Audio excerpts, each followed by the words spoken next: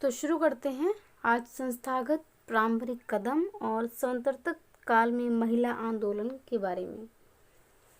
स्वतंत्रता काल में बहुत सी संस्थाओं ने समाज में महिलाओं के कल्याण के लिए पहल दिखाई। ये चैप्टर इसके बाद हमारा कंप्लीट हो जाएगा। मैं पूरी कोशिश करूँगी कि जल्दी हो जाएगी। तो शुरू करते हैं। इनमें सबसे अधिक महत्वपूर्ण महिलाओं और नियोजित आर्थिक विकास के लिए संवैधानिक उपबंध और सामाजिक विधान थे। इस समय के महिला आंदोलन इन विस्तृत समाज, आर्थिक और राजनीतिक प्रक्रियाओं से पर्याप्त मात्रा में प्रभावित थे। आइए अब इन पर प्रक्रियाओं के कुछ महत्वपूर्ण पहलुओं की व्याख्या करें। इसके साथ साथ इस पर भी दृष्टिपात करें कि स्वतंत्र भारत में महिला आंदोलन को इन्होंने किस ढंग से प्रभावित किया। जो महिला आंदोलन थे उसको किस प्रकार इन्होंने प्रभावित किया। तो आगे बढ़ते हैं। संवैधानिक उपबंध और सामाजिक कानून। स्वतंत्र भारत के संविधान में महिला समानता के आधारभूत सिद्धांतों का अनुसरण उसी रूप में किया गया जिस रूप में कराची कांग्रेस के मौलिक अधिकार प्रस्ताव में स्वीकृत किया गया था। जिस प्रकार कराची कांग्रेस के मौलिक अधिकार प्रस्ताव में स्वीकार किया गया था। अनुच्छेद 15(3) की उपधारा जिसके अनुसार राज्य को महिलाओं और बच्चों के लिए विशेष उपबंध बनाने का अधिकार दिया गया। जो राज्य है उसको किसके लिए? महिलाओं और बच्चों के लिए विशेष अधिकार बनाने का अधिकार दिया गया राज्य को। इसमें ये भी सुझाव है कि महिलाओं की प्रतिकूल परिस्थिति को महसूस किया जाए और उन्हें पुरुषों के साथ खड़ा करके विशिष्ट उपायों को राज्यों द्वारा अपनाने की आवश्यकता पर जोर दिया जाए। महिलाओं की जो स्थिति है उसमें सुधार किया जाए, पुरुषों के बराबर खड़ा किया जाए। स्वतंत्रता आंदोलन के दौरान ये महसूस किया गया कि राष्ट्र की स्वतंत्रता के साथ महिलाओं की बहुत सी असमर्थताएं और समस्याएं जिनके लिए औपनिवेशिक राज्य उत्तरदायी था समाप्त हो जाएगी। राष्ट्र सरकार ने उन सभी कानून असमर्थताओं को हटाने का जिम्मा उठाया। असमर्थताएं मतलब जिसमें महिलाएं कह सकते हैं सुरक्षित नहीं थी या उन पर कहीं कहीं अत्याचार जैसे और भी चीज़ें जो उनको उठने में बाधा डाल रही थी।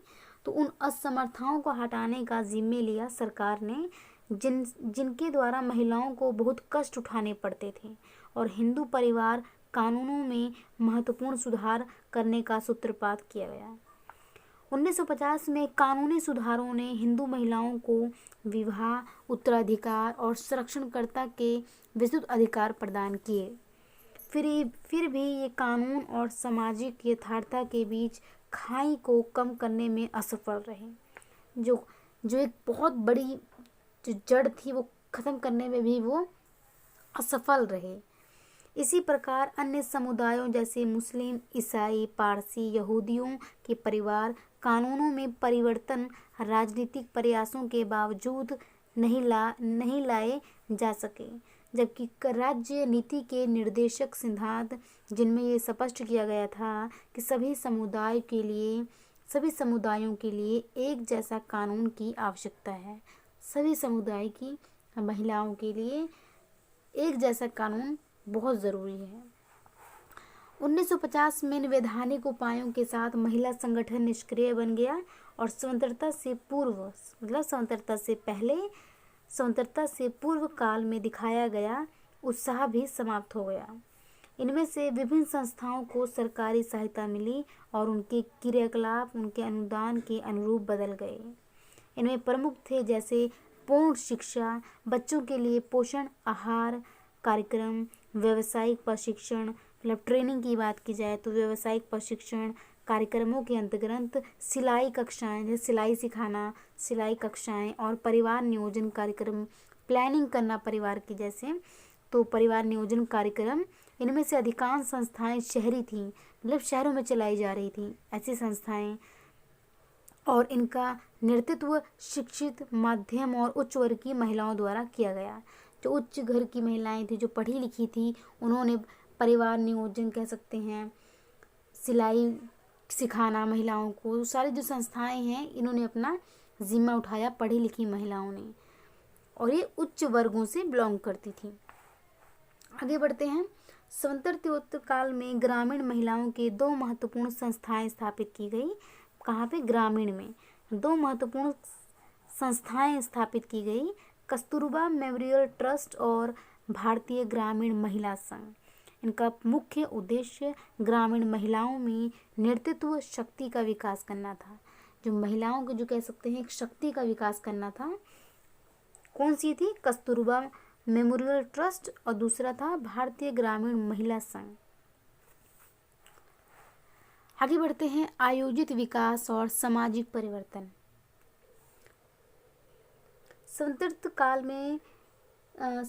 काल में ये अनुमानित किया गया था कि आर्थिक विकास नीतियां जैसे कृषि विकास और आधुनिकीकरण, औद्योगिकरण, प्रौद्योगिकी विकास इत्यादि महिलाएं सहित प्रत्येक के लिए बेहतर जीवन प्रदान करेगा। मतलब टेक्नोलॉजी की बात की जाए, आधुनिक की बात की जाए तो महिलाओं का जो जीवन है उसमें कहीं ना कहीं बेहतर जीवन उनको देगा। परंतु संपूर्ण आयोजित विकास विद्यमान वर्ग, जाति और महिला पुरुष के बीच सामाजिक असमानताओं की ओर ध्यान देने में असफल रहा, क्योंकि महिला जो पुरुषों की जो असमानता है उसी में कहीं ना कहीं रह के ये सफल नहीं हो सका, ये असफल रहा। भारत में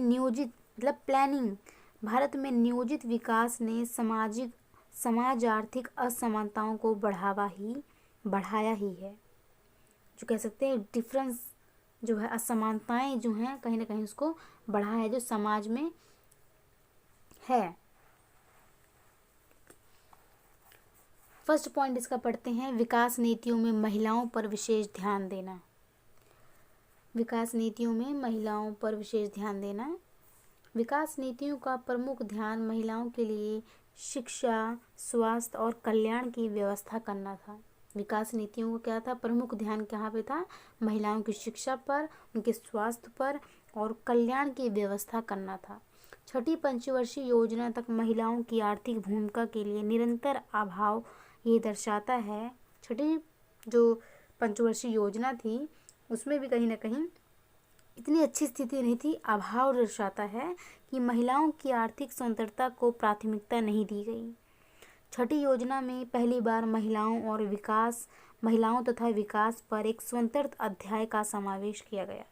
इसके अंतर्गत महिलाओं की जो परिस्थिति है, महिलाओं की परिस्थिति पर मोटे तौर पर विचार किया गया। उनका स्टेटस जिस उस पर बिलोंग करती थी, जो उनका एक स्टेटस होता है इंसान का, उस पर विचार किया गया। इससे ये निष्कर्ष निकला कि कानूनी तथा संवैधानिक गारंटियों के बावजूद, कानूनी तौर पे देखा जाए गारंटी दी गई, इसके सब के बावजूद महिलाएं लगभग हर क्षेत्र में पुरुषों के बहुत पीछे रह गई थी पुरुषों से। पहली बार ये स्पष्ट तौर पर कहा गया कि आर्थिक स्वावलंबता से नारी की स्थिति में सुधार हो सकता है तथा ये सुझाव दिया गया कि जिला स्तर पर इकाइयां स्थापित की जाएं जो रोजगार प्रदान कर महिलाओं की प्रतिभागिता को बढ़ावा दें। उन्हें रोजगार दिया जाए और उनकी जो प्रतिभागिता है, जो आने की ज़्यादा मात्रा में नौकरियों में लेने में वो कहीं ना कहीं ज़्यादा बढ़ें, बाहर नौकरियां महिलाएं ज़्यादा करें। इसके बाद की पंचवर्षीय योजनाओं में महिलाओं की परिस्थिति सुधारने के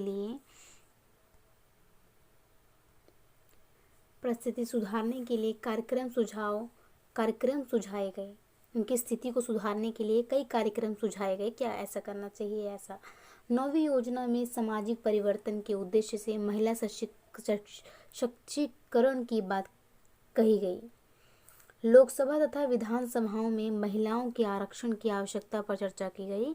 जो लोकसभा में और विधानसभा में बात की जाए तो उन्हें आरक्षण देना चाहिए, महिलाओं को आरक्षण की आवश्यकता पर चर्चा की गई। किंतु ये कहना पड़ेगा कि योजनाबद्ध विकास में महिलाओं का हिस्सा अपेक्षा से बहुत ही कम है। उनके जो हिस्से की बात की जाए तो बहुत कम है आरक्षण में भी। इसके अतिरिक्त सुंदरता प्राप्ति के बाद पश्चात के समय में आर्थिक विकास की प्रकृति ऐसी रही कि उससे केवल शहरी माध्यम तथा उच्च वर्गों के छोटे से भाग की महिलाएं ही लाभान्वित हो सकी, उन्हें ही लाभ मिल सका जो उच्च वर्गों की महिलाएं थीं। इन महिलाओं की पहचान विधान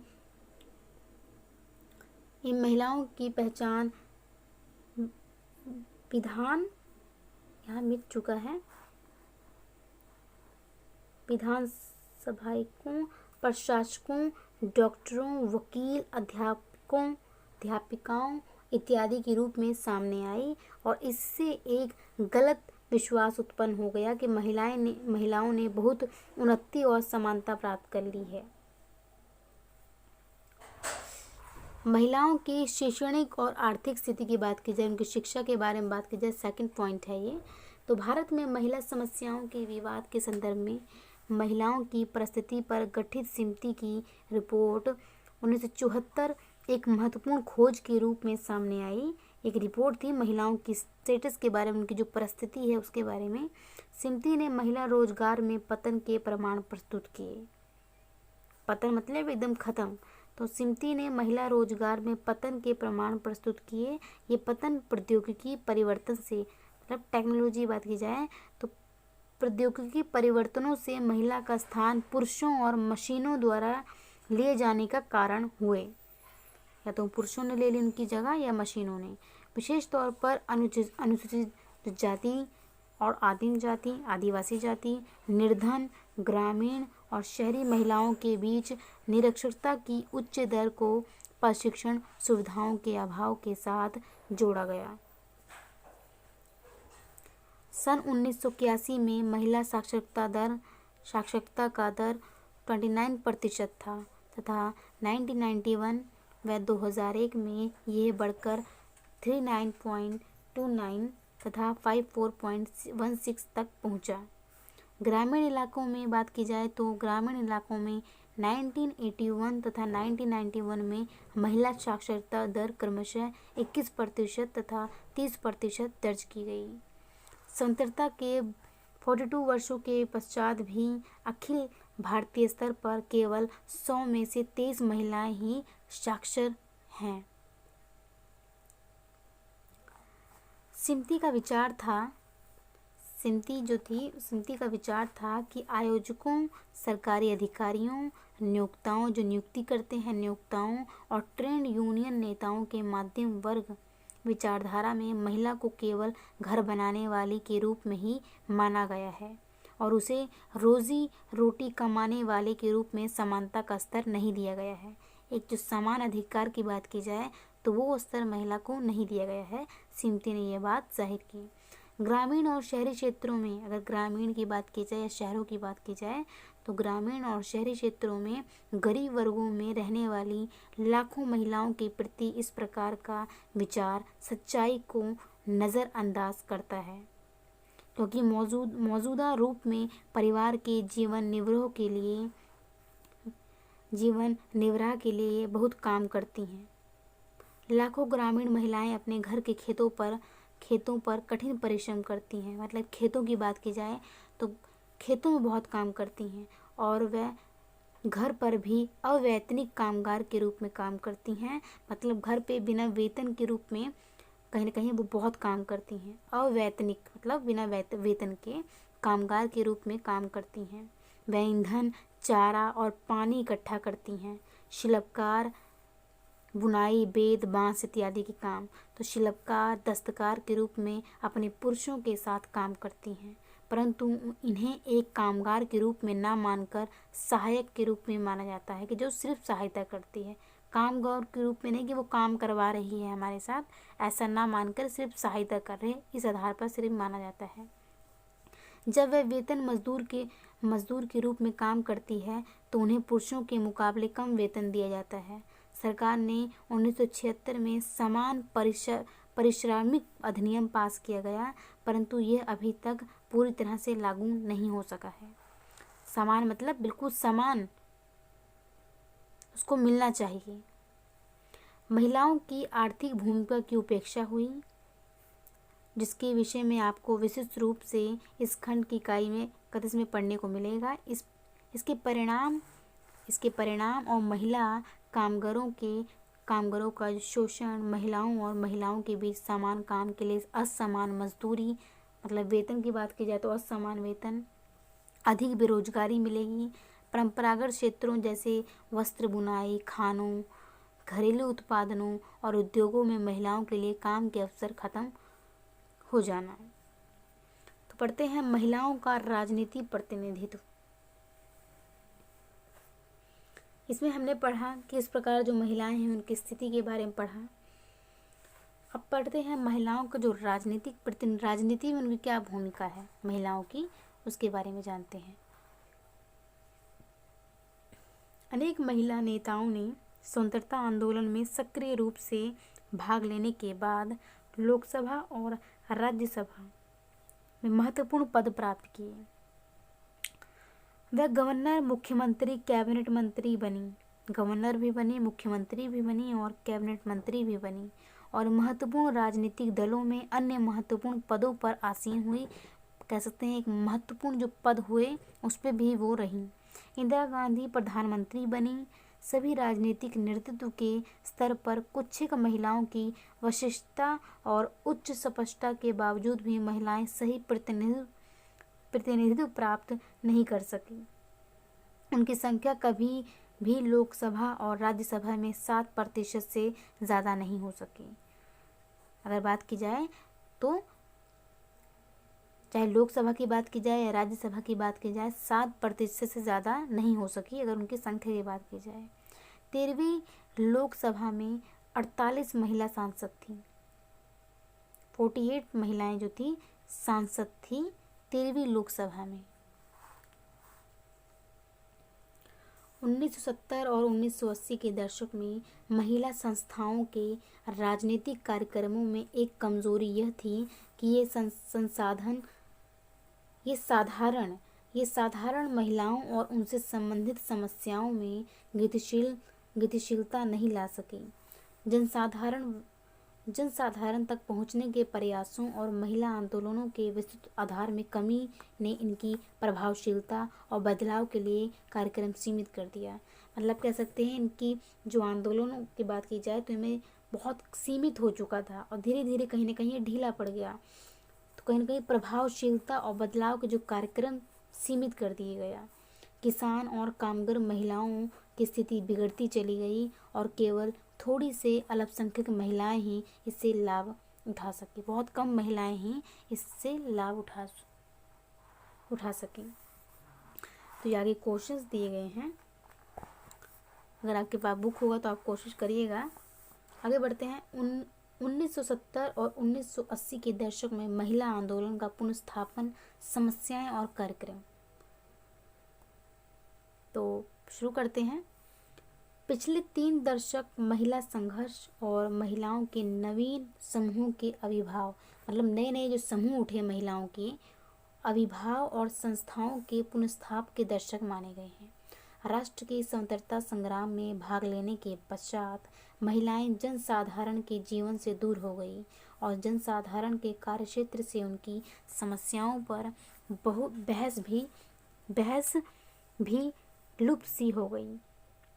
अनेक विद्वानों ने भारत में 1950 और 1960 के दशक में महिला आंदोलन के अभाव के बारे में विचार विमर्श किया। 1970 किस प्रकार जो महिलाओं का जो आंदोलन है कहीं ना कहीं वो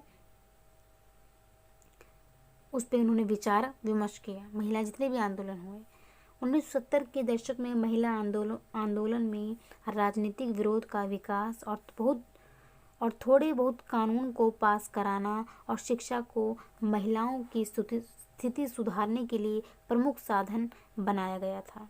शिक्षा एक बहुत बड़ी महत्वपूर्ण बात है। शिक्षा से ही महिलाओं की स्थिति को सुधारा जा सकता है। 50 के दशक के दौरान जो महिला संस्थाएं मुख्यतः कल्याणवादी और सद्भाव के कामों में लगी हुई थी, अब धीरे धीरे महिलाओं से संबंधित विभिन्न समस्याओं पर बल देने लगी हैं। फिर भी बहुत सी सक्रिय महिलाएं जो राजनीतिक दलों, ट्रेड यूनियनों किसान और कामगारों के आंदोलन में साथ काम कर रही थी। उन्होंने केवल महिला संबंधित विषयों मात्र को उठाने में हिचकिचाहट महसूस की। महिलाओं ने जिन समस्याओं को उठाया उनमें से प्रमुख थी कपड़ा मिलों से महिलाओं को निकाला जाना।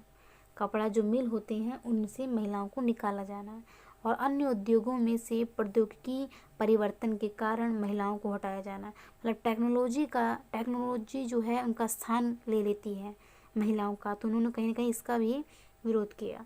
तो प्रौद्योगिकी टेक्नोलॉजी परिवर्तनों के कारण महिलाओं को हटाया जाना। महिला कामगारों के लिए मातृत्व सुविधाएं की कमी,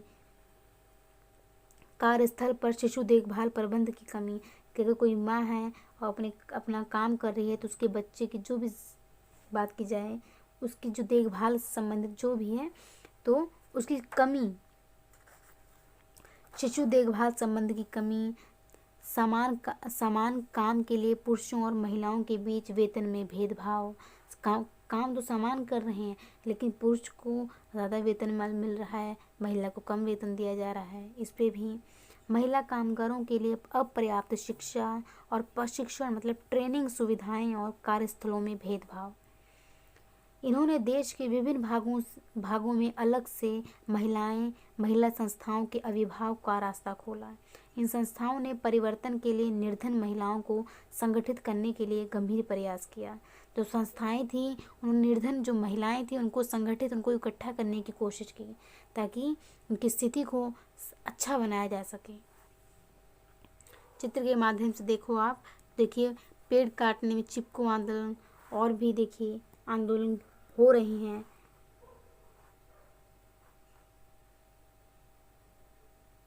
देखो ये महिला क्या बोल रही है, सारी कमाई उड़ा दी और बच्चे तो दिन से भूखे हैं, घर का क्या होगा, ये महिला ऐसे बोल रही है। तो कहीं ना कहीं ये सारी देखिए सती प्रथा, तो कहीं ना कहीं ये महिला आंदोलन ही है। आगे बढ़ते हैं, नए संगठनों का उद्भव। पंचवर्षीय योजनाओं के अंत में 50% गरीबी रेखा से नीचे वाली निर्धन ग्रामीण और शहरी महिलाओं की बढ़ती हुई आर्थिक कठिनाइयाँ एक और बढ़ रही थी, तो दूसरी ओर सामान्य कृषि कार्य करने वाले कृषकों और औद्योगिक कामगारों आंदोलन द्वारा महिला समस्याओं को उठाने में असफलता ही हाथ लगी थी। परिणाम स्वरूप महिला मजदूर अलग से संगठित होने लगी। कुछ नई संस्थाएं जो असंगठित की बात की जाए, जहाँ पे कैसे कोई सरकारी चीज़ों से अलग बेनिफिट ना मिलता हो, असंगठित, तो कुछ नई संस्थाएं जो असंगठित क्षेत्रों में महिला कामगारों की दुर्दशा से संबंधित थी, जिसे महिलाओं की स्वयं रोजगार संस्था गुजरात, कार्यकारी महिलाओं का फोरम तमिलनाडु में, श्रमिक महिला संगठन महाराष्ट्र में अभिभूत हुए। काफ़ी संगठन जो सामने आए। महिला कामगारों को संगठित करना और उनकी मजदूरी की समस्याओं को उठाना, उन्हें इकट्ठा किया, महिलाओं को जो काम करती थी और उनकी जो मजदूरी थी उसकी समस्या को उन्होंने उठाया कि जो समान वेतन नहीं मिल रहा है, समान सैलरी नहीं मिल रही, उसको उन मुद्दों को उठाया जो कहीं ना कहीं महिलाएं परेशान थीं। तो उनकी मजदूरी की समस्याओं को उठाना, काम की परिस्थितियां, शोषण और स्वास्थ्य के खतरे इन महिला संस्थाओं के लिए महत्वपूर्ण काम बन गए थे।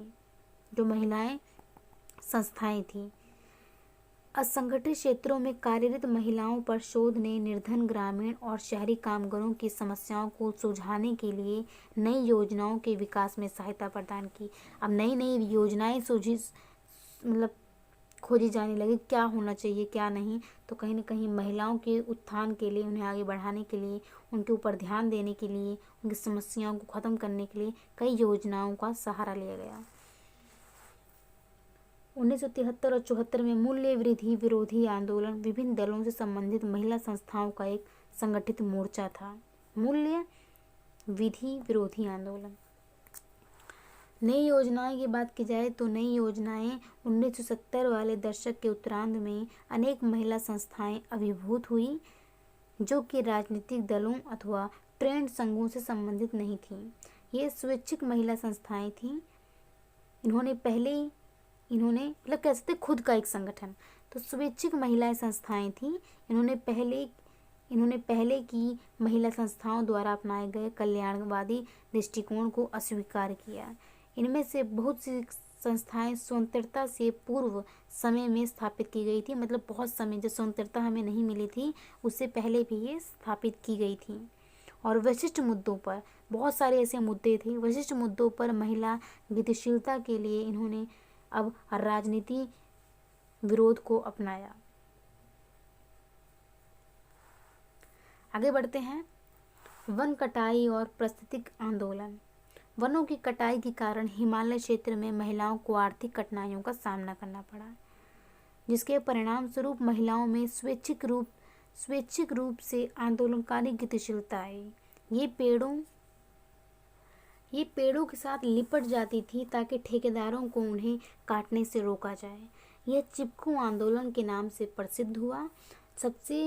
जब से वन लुप्त होने लगे, महिलाओं की कठिनाइयाँ और अधिक बढ़ गई, विशेषकर उनके लिए जो प्रमुख रूप से ईंधन मतलब चूल्हा, चारा या फल, दवाइयों के लिए जड़ी बूटियाँ एकत्रित करती थीं। उनके लिए बड़ी समस्या हो गई थी, क्योंकि जब पेड़ कटेंगे तो वो चीज़ें, पेड़ रहेंगे नहीं तो क्या, बहुत बड़ी समस्या थी। और अन्य जंगली उत्पाद जो उन्हें आय और रोजगार देते थे, उन्हें जंगलों से इकट्ठा करती थी। महिलाएं इन पारिस्थितिक आंदोलन में सबसे आगे हैं। ये जो पर्यावरण की बात की जाए, प्राकृतिक की बात की जाए, तो इसमें सबसे इसको बचाने के लिए महिलाओं का सबसे बड़ा योगदान रहा। आगे बढ़ते हैं।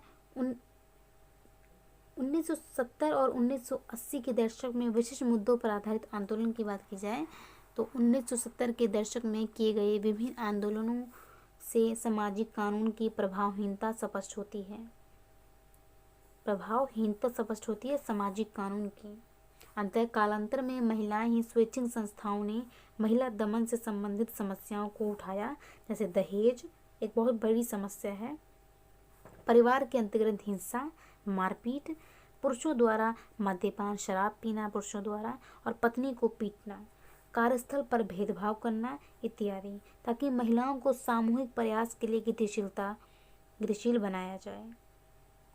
मुंबई, दिल्ली, हैदराबाद, पटना इत्यादि में पहली बार कुछ समूहों ने समस्याओं को उठाया, जैसे उच्च जाति के जमींदारों द्वारा गरीब, अनुसूचित जाति और जनजातियों की महिलाओं के शारीरिक बलात्कार की समस्या। कौन? बड़े जमींदार लोगों जो थे, ये महिलाओं पर बहुत ज़्यादा अत्याचार करते थे। दहेज हत्याएं, दहेज के लिए हत्या कर देना, महिलाओं के विरुद्ध अपराध और हिंसा आदि को भी लिया गया। अखिल भारत दहेज विरोधी और बलात्कार विरोधी आंदोलनों का प्रारंभ महिला संस्थाओं द्वारा किया गया। जो महिलाएं संस्थाएं थीं, इन्होंने इसका काफ़ी बड़ी संख्या में इसको उजागर किया और कहीं न कहीं इसका विरोध किया गया। और नागरिक स्वाधीनता संगठन और प्रजातांत्रिक अधिकार संगठन भी इनमें सम्मिलित हुए। महत्वपूर्ण मुद्दों की शुरुआत आंदोलन के आधार पर हुई। जो भी महत्वपूर्ण मुद्दे उठाए गए वो आंदोलन का उसने रूप ले लिया। आइए इन आंदोलनों में से कुछ की विस्तार से चर्चा करें। दहेज विरोधी आंदोलन। तो जो आंदोलन है इसकी जांच करते हैं, इसको पढ़ते हैं कैसे कौन कौन से आंदोलन आते हैं। अनेक महिला संगठनों ने दहेज हत्याओं को विस्तृत मतलब बड़े प्रमाणों के साथ हमारे सामने रखा। काफ़ी प्रमाण मिले जिसमें दहेज के लिए महिलाओं की हत्या कर दी जाती थी। पत्रकारों ने दहेज समस्या के बारे में बहुत विस्तार से लिखा, बहुत एकदम एक्सप्लेन करके लिखा। 1980 के दशक में अनेक महिलाओं तथा अन्य प्रगतिशील संस्थाओं ने मिलकर दिल्ली में दहेज विरोधी चेतना मार्च दल का गठन किया। दहेज विरोधी चेतना मार्च, जिसमें बहुत बड़ी, इसका एकदम कह सकते हैं बिल्कुल जोश से इसको सामने लाया गया। अन्य बड़े शहरों में भी संस्थाओं ने दहेज प्रथा के विरोध में प्रदर्शन करवाए। बहुत भारी संख्या में प्रदर्शन हुआ दहेज के विरोध में। वाद विवादों, नुक्कड़ नाटकों, पोस्टर इत्यादि के माध्यम से दहेज के लिए नवयुवक दुल्हनों की क्रूर हत्याओं का विरोध किया। जो नई जो दुल्हन कह सकते हैं उनकी जो हत्या कर देना है, इसका विरोध किया गया। विधि आयोग और समिति ने भी इन समस्याओं की जांच पड़ताल की। संसद की जो समिति थी उन्होंने भी इसकी जांच पड़ताल की। लंबी बातचीत, लंबी वार्ता के अंत में 1984 में एक विधेयक संसद में लाया गया, जिसने 1961 में दहेज निषेध संशोधन अधिनियम के कुछ परिवर्तन किए। 1984 में दहेज निषेध अधिनियम पारित किया गया। कब? 1984 में दहेज निषेध अधिनियम पारित किया गया। अधिनियम ने दहेज में दी जाने वाली रकम पर सीमा तो निर्धारित कर दी, कितनी सीमा होनी चाहिए, इससे ज़्यादा नहीं, परंतु दहेज पर प्रतिबंध नहीं लगाया गया। जबकि पति और उसके संबंधियों द्वारा किए जाने वाले अत्याचार जो आत्महत्या अथवा मृत्यु की ओर ले जाए, उसे अपराध करार दे दिया गया और इसे जेल सहित दंडनीय अपराध बनाया गया। फिर भी दहेज मृत्यु की दुखद घटनाएं जारी रहीं। इतना कुछ करने के बाद भी जो घटनाएं सुनाई देने लगी वो कहीं ना कहीं जारी रही, ख़त्म नहीं हुआ, मतलब दहेज के लिए मारना। और 1986 में और 1285 में दहेज हत्याओं की रिपोर्ट की गई थी, परंतु इनमें से बहुत कम दोषी ठहराए गए। फल ये है कि 1998 में पूरे भारत में 6,917 दहेज हत्याओं की रिपोर्ट की गई। इतनी रिपोर्टें की गई सिर्फ दहेज हत्याओं, जिसमें साफ है कि दहेज मृत्यु का लगातार बढ़ना अभी भी जारी है, क्योंकि वो चीज़ें ख़त्म ही नहीं हो रही हैं, बढ़ रही हैं। किस रिपोर्ट? राष्ट्रीय मानव विकास रिपोर्ट ने इसको प्रस्तुत किया। कितनी? 6,917 दहेज हत्याओं की रिपोर्ट प्रस्तुत की गई। इसे लगातार बढ़ रहा है, ख़त्म नहीं हुआ है, दहेज के लिए जो हत्या कर देना। आगे बढ़ते हैं। सती विरोधी आंदोलन। ये सारे आंदोलन है, आप एग्ज़ाम में इसको बड़े विस्तार से लिख सकते हैं अगर एग्ज़ाम में आंदोलन के बारे में आता है तो। सती विरोधी आंदोलन जानते हैं 1829 में सती प्रथा को कानून के माध्यम से समाप्त कर दिया गया था। कानून के माध्यम से समाप्त कर दिया गया था, जो कि ब्रिटिश द्वारा बहस की चरम प्रकाश तक पहुंचा था। ब्रिटिश के समय की बात है, बहस के चरम प्रकाश तक पहुंच गया था। लेकिन क्या सती होना बंद हो पाया? देवराला राजस्थान में 1988 में किशोर विधवा रूप कुंवर का अपने पति की चिता में जलने ने महिला संस्थाओं के विरोध को और अधिक भड़का दिया। सरकार की विलंबिता प्रतिक्रिया के परिणाम स्वरूप आंदोलन को आधार मिला और इसने सती प्रथा का विरोध का रूप लिया। सरकार ने भी इसमें प्रतिक्रिया दिखाई अपनी और इसका कहीं न कहीं इसका विरोध किया गया और ये संसद में पारित किया गया। 1829 में सती विरोध एक्ट में ये धारणा मानी गई थी कि यह प्रचलन रीति रिवाजों के माध्यम से माना गया है। जो प्रचलन रीति रिवाज है उसके माध्यम से माना गया है। अंततः जो सती के नाम पर चंदा इकट्ठा करते हैं और फोटोग्राफर बेचकर लाभ कमाते हैं, उनको सज़ा नहीं दी जा सकती। सती ना हो ही नहीं, सती ना हो ही नहीं। पहले से रोकने के ऐसे उपाय नहीं हैं। पाया गया कि सती विरोध किसी भी समुदाय में ऐसा आंदोलन खड़ा कर सकता था जो उसके धार्मिक रीति रिवाजों पर एक प्रहार भी माना जा सकता था। ये धार्मिक रीति रिवाज था। ये आश्चर्यजनक है कि इस क्रूर प्रचलन, इतना कह सकते एकदम क्रूर, जिसमें एक इंसान को जला दें, तो एक क्रूर प्रचलन जिसके विरोध में सामाजिक सुधारकों ने हमारे देश में अपनी आवाज़ उठाई थी, आज भी प्रचलित है और इसके चलते मात्र देवियों की पूजा के साथ सतीदाह भी किया जाता है। एक तरफ हम माता की पूजा करते हैं और दूसरी तरफ उसी स्त्री के रूप को, उसी स्त्री का दाह संस्कार कर दिया जाता है, उसे जला दिया जाता है। आगे बढ़ते हैं। बलात्कार विरोध आंदोलन। बलात्कार के एक केस में सर्वोच्च न्यायालय के निर्णय पर पुनर्विचार करने की मांग को लेकर पिछले दशकों में बलात्कार विरोधी आंदोलन चलाया गया था। इस केस में अपराधी को निर्दोष करार दे दिया गया कि वो निर्दोष है, ये करार दे दिया गया। सक्रिय महिलाओं ने बलात्कार कानून पर पुनर्विचार करने के लिए सरकार पर दबाव डाला कि इस पर दोबारा विचार किया जाना चाहिए।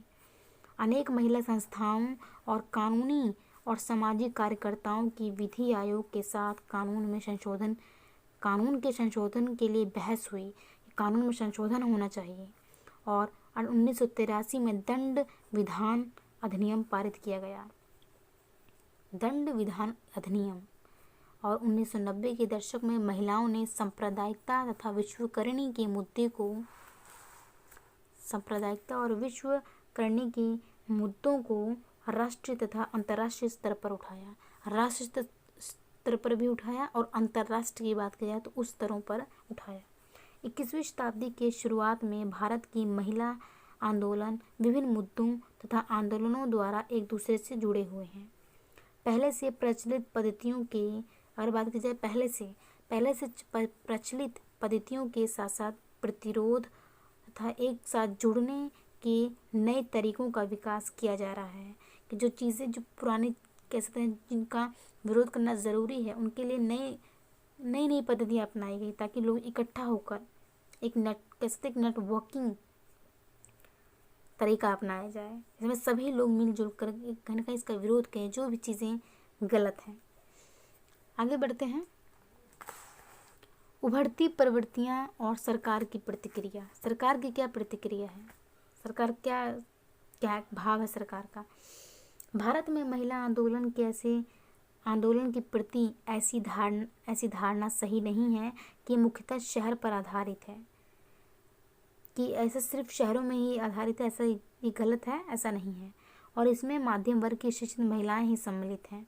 देश में बहुत सी निर्धन ग्रामीण और शहरी कामकाजी वर्ग की महिलाओं आदिम जाति स्वरोजगार प्राप्त महिलाओं की सक्रिय मूल संस्थाएं भी हैं जो दमन अन्याय और शोषण के विरुद्ध लड़ाई लड़ती हैं। ये सारी महिलाएं भी हैं जो अपने कह सकते हैं जो इनकी अत्याचार होता है तो उसके लिए कहीं ना कहीं लड़ाई लड़ती हैं। ये ज़रूरी नहीं कि उच्च वर्ग की महिलाएं ही लड़ाई लड़ती हों।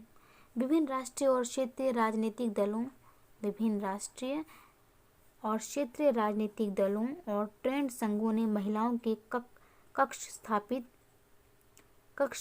किए हैं और 1970 के दशक के दूसरे हिस्से में शुरू हुए महिला आंदोलन की प्रतिक्रिया के रूप में सरकार ने कुछ एक मंत्रालयों जैसे ग्राम विकास, श्रम और मानव संसाधन विकास के अंतर्गत महिला कक्ष स्थापित किए हैं। महिलाओं की बात की जाए, महिलाओं के मुद्दों को उठाने के लिए सरकारी कार्यक्रमों में 30% लाभकारी निर्धन ग्रामीण महिलाओं को प्रशिक्षण और आय उपार्जन कार्यक्रमों के लिए कहा गया है कि उन्हें ट्रेनिंग दिया जाए जो ग्रामीण महिलाएं हैं। और 1980 के दूसरे हिस्से में सरकार द्वारा महिलाओं के लिए एक राष्ट्रीय संसद योजना और तैयार की गई, जिसमें अनेक सिफारिशें प्रस्तुत की गई जो कि महिलाओं की कानूनी आर्थिक और सामाजिक राजनीतिक स्थिति से संबंधित थी। सरकार ने स्वरोजगार प्राप्त महिलाओं पर राष्ट्रीय आयोग की नियुक्ति की स्थापना की। अनौपचारिक की बात की जाए तो अनौपचारिक क्षेत्र में सरकारी की बात ना की जाए तो अनौपचारिक एक औपचारिक होता है, एक अनौपचारिक होता है। जो औपचारिक उसको आप फॉर्मल समझ लीजिए, सरकारी समझ लीजिए एग्जाम्पल के थ्रू, और अनौपचारिक वो होता है जहाँ पे कोई भी सरकारी नहीं। तो अनौपचारिक क्षेत्र में असंगठित महिला कामगारों की विशिष्ट समस्याओं की जांच पड़ताल के लिए इस आयोग से कहा गया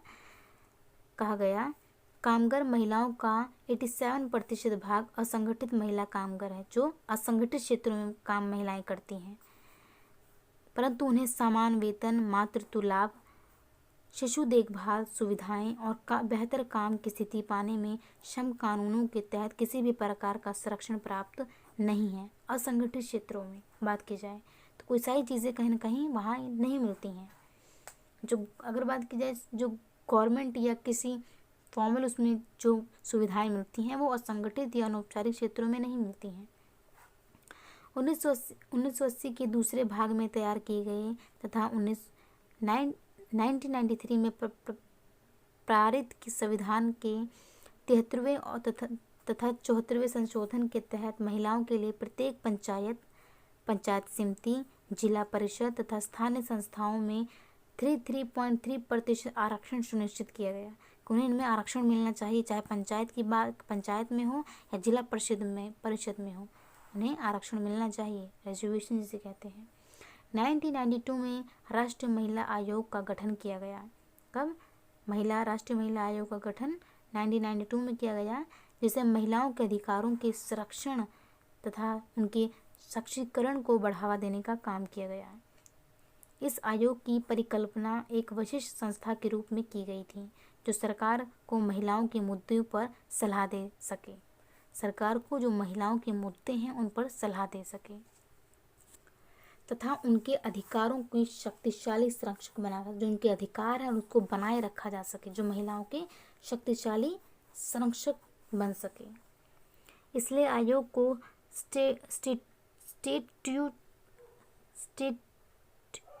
स्टेट्यूटरी तथा संस्था का दर्जा दिया गया। स्टेट्यूटरी की संस्था जो है इसका दर्जा दिया गया ताकि वो स्वतंत्रता से काम कर सकें।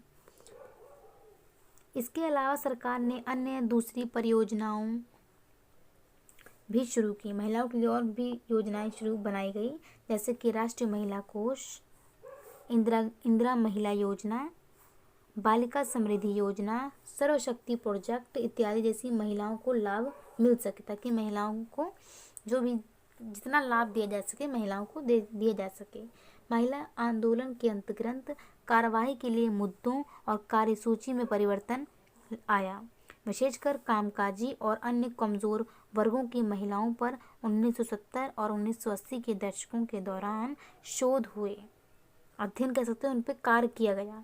सरकार को भी इन शोध कार्यों के परिणाम के प्रकाश में अनेक चुनौतियों का सामना करना पड़ा।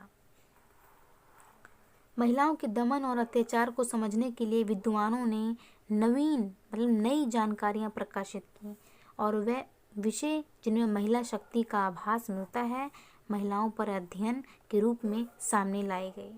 धीरे धीरे ये शोध कार्य अपना स्थान विश्वविद्यालय, यूनिवर्सिटीज, महाविद्यालय और विद्यालयों में शिक्षण सामग्री के रूप में ले रहे हैं। विद्वानों और महिला संस्थाओं को महिलाओं पर अध्ययन और परिवर्तन के लिए कार्यवाही के लिए घनिष्ठ संबंध दिखाई देता है। 1970 तथा 1980 के शोध में महिलाओं की समस्याओं को जनता के बीच बहस के क्षेत्र में लाने में प्रभावी रहे हैं। जो महिलाओं की समस्याएं हैं इसको सीधा उस पर बहस होनी चाहिए। वास्तव में समानता, न्याय और सभी महिलाओं की परिस्थिति के लिए, उनके स्टेटस के लिए लंबे संघर्ष की शुरुआत में इस तरह की बहस आवश्यक है और ये संवैधानिक उद्देश्य भी है ताकि महिलाओं की उन सभी समस्याओं को उजागर किया जाए, उस पर एक बहस होनी चाहिए ताकि महिलाओं की स्थिति को सुधारा जा सके। तो यहाँ हमारा आज ये चैप्टर कंप्लीट हो जाता है।